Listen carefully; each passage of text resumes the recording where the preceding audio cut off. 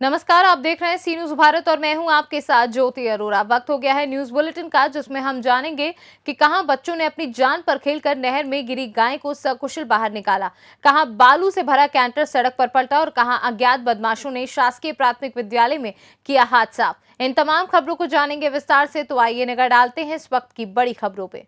वडोदरा की दबोई तहसील में दिन पर दिन बढ़ती जा रही गंदगी, हर जगह कूड़ा कचरा, गटर लाइनों में से गंदा दूषित पानी आ रहा है, जिससे आम जनता को बहुत परेशानी हो रही है।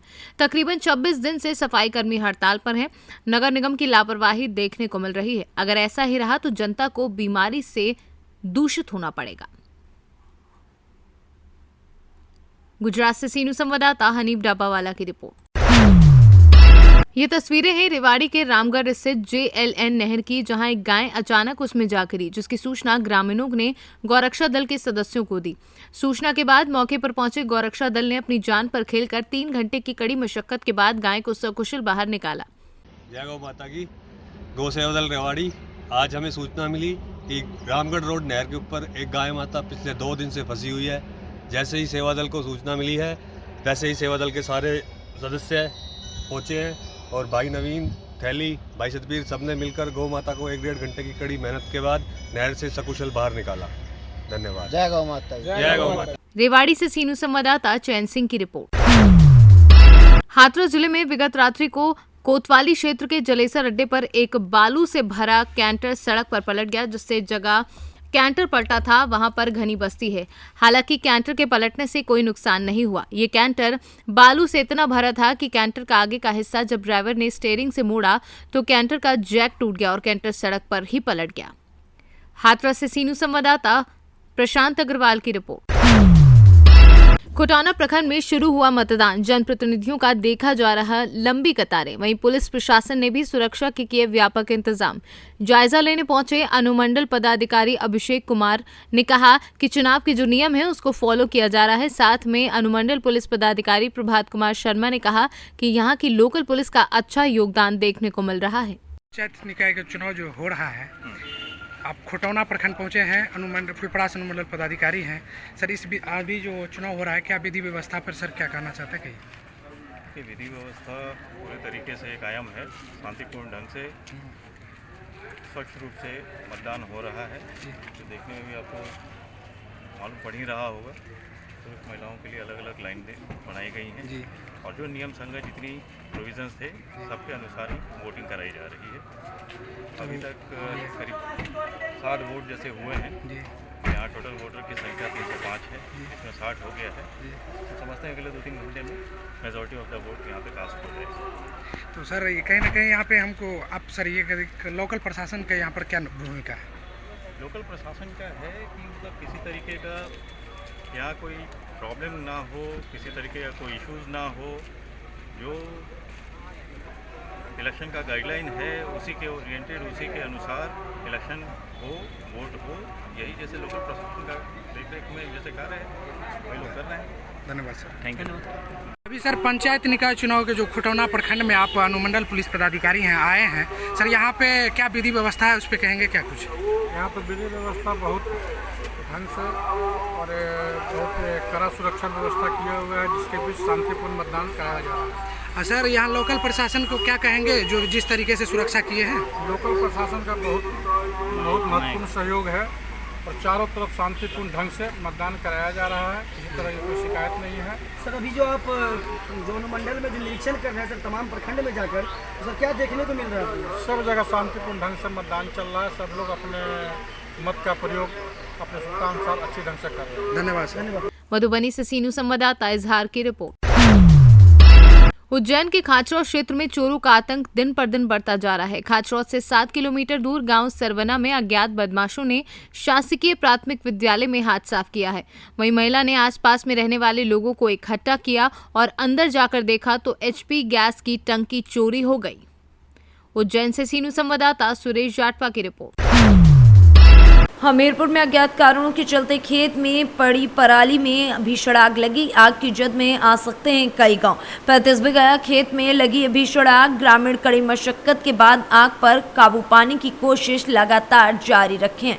फायर ब्रिगेड की टीम को सूचना देने के बाद भी नहीं पहुंची फायर ब्रिगेड की गाड़ी। देखते देखते आग ने विकराल रूप ले लिया। मौदाहा कोतवाली क्षेत्र के तिंदुही का ये पूरा मामला है। हमीरपुर से सी न्यूज संवाददाता समर रिजवी की रिपोर्ट। कौशाम्बी जिले के ब्लॉक मंजनपुर क्षेत्र अंतर्गत तियरा जमालपुर में बड़े पैमाने पर भ्रष्टाचार हो रहा है, लेकिन अधिकारी लीपापोती करने में एड़ी चोटी का जोर लगाए हुए हैं। आपको बताते चलें कि शनिवार को ग्रामीणों की शिकायत के बाद जांच में डीपीआरओ तियरा जमालपुर पहुंचे। जांच में मौके पर कई मामले सामने आए, जैसे स्ट्रीट लाइट, कूड़ादान, इंटरलॉकिंग, पुल निर्माण, पंचायत भवन सामग्री, नाली निर्माण, कई अन्य कार्य कागज में पूर्ण दिखाकर सरकारी धनराशि निकाल लिया गया था। इसके साथ ही फर्जी तरीके से रिपोर्ट दिखाकर ग्राम प्रधान और सचिव द्वारा भ्रष्टाचार किया गया था, जबकि डीपीआरओ मौके पर सब कुछ अपनी आंखों से देखने के बावजूद कोई भी कार्रवाई नहीं की।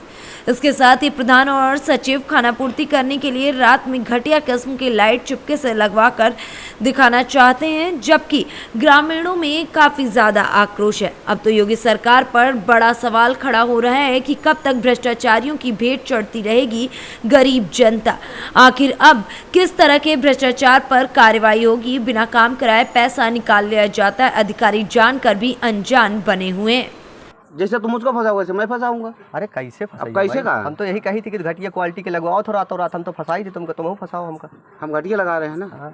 हाँ हाँ हमें नाम एफ आई आर तुम्हारे नाम से कम हुई, फिर वही वाली बात कर रहे तो हो। हमका कहा। अच्छा तो हमका कहा यार, हम तो तुम्हारे नाम कर रहे हैं। हम तुम्हारे नाम कर रहे हैं इसलिए कहा तुम सदस्य आदमी हो। तुमने मतलब इस बात का तुम कहने विरोध करते हो? हमसे क्या देख लो किन तरह विरोध करी। तुम्हारा कागज देखो, बोलना ना चाहिए ना यार। मैं तुमको जो मांगिन दिखाई देना चाहिए। तुम वह करा तो गर्मी तुम दिखाओ। अरे छोड़ो यार, मेरे पास कौन सा कागज में दिखाऊं?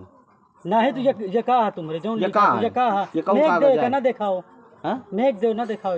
अच्छा मैं क्या दिखाऊं? अच्छा आप बताओ, मतलब लाइट की देखा सुनो लाइट की कितनी कीमत हुई? आप ईमानदारी पे बताओ कितनी कीमत हुई? आप सोच के एक बार। भाई मैं कोनो नहीं बताओ, फिर भी सोच नहीं पता है कितने की। फिर भी सोच लियो मोरे कितने की हुई।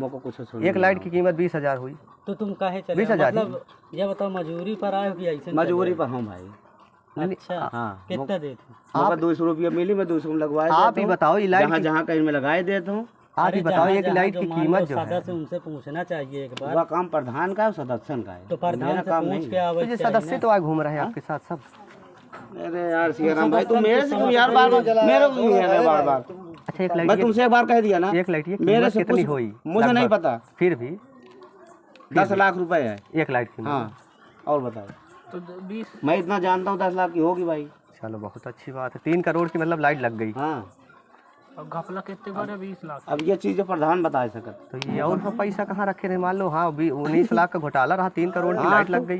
तो बस 3 करोड़ वो क्या बता सकते? चलिए ठीक, जबरदस्ती तुम मेरे पास आ रहे हो, मुझे बार बार घेर रहे हो। आपसे कोई बहस नहीं हो रही अब है। बहस हो तो कहा है? बहस कोई नहीं हो रही है, जबरदस्ती। मैं तुमसे कोई बात कर नहीं रहा हूँ। जबरदस्ती तुम मेरे पास घूम घूम के मेरे से बात। आप कहा तुम आपको फंसाए दे भाई, तो ही आए। तुम कहो कि हम कहा है? नहीं आपको कहो ना बाद में हमके आगे जैसे आप पहले तुम कहो कि हम बोला है, हम कहेंगे जो है ना तुम कहा गए हो? हम क्या बोलें बताओ?